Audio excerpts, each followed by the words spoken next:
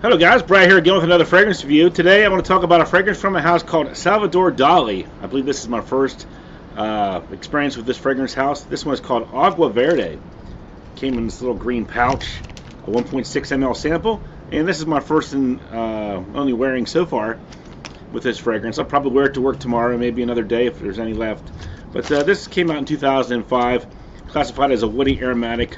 Top notes of fig, grapefruit, middle notes of vetiver, nutmeg, and jasmine, base of sandalwood and amber. Agua Verde translates to green water. And just based on the look of the packaging and everything, kind of looks like Mugler cologne, just based off of the looks. And then you see fig is in the note breakdown, so you're thinking, well, maybe it's like Marc Jacobs for men meets Mugler cologne. And maybe there's a little bit of those two fragrances mixed in here. When you first spray it on, you do get a blast of greenness that did kind of remind me a little bit of Mugler cologne, but that quickly goes away.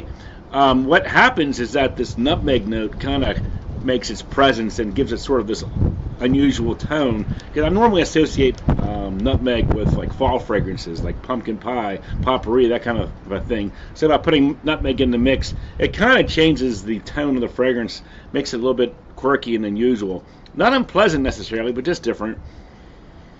But you still get the fig, the grapefruit combo in there. So like a green leafiness in there as well. Maybe that's the vetiver. The vetiver here has more of a grassy vetiver aspect to it than like a sharp, rooty vetiver to my nose.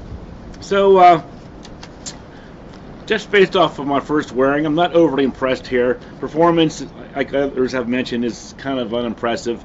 It's one of those fragrances that wears very light. Probably just give you a few hours of noticeable fragrance wear. I do think Mugler cologne and Marc Jacobs are both superior fragrances to this one, and they're both, in my opinion, stronger, better performing fragrances as well. So this one for me is kind of a pass. Nothing too notable here. Just the fact that maybe they put the nutmeg in there to give it a quirky twist might appeal to some people, but really it's nothing that I would recommend. But you might want to check it out. It's not very expensive. A little bit different. Check it out if you get a chance. See what you think. Final scores here. The smell, I'm going to give it 5.5 out of 10. It's okay, but certainly nothing mind-blowing and not as good as a lot of the other spring fragrances that I've tried over the years. Projection longevity, we'll say 3 to 4 hours. 5 out of 10 there. Pretty light wearing. Kind of wears like a very light eau de cologne type smell. Versatility, mostly for day wear in spring. We'll say 6 out of 10. Uniqueness, I'll give it 6.5 out of 10. A slight boost in uniqueness because of that nutmeg accord that they put in here to give it a little bit of a quirky twist. Price point, I'm having trouble finding bottles besides the 1 ounce online unless they're used. Most of the new bottles I'm seeing are 1 ounce bottles, and those are selling for about $20.39. So overall for me, 5.5 out of 10. A green fragrance with the use of fig and grapefruit, little vetiver in there, and that strange but not unpleasant nutmeg note in there to give it a warm, spicy twist and a little different. So thanks for watching. I'll talk to you guys later.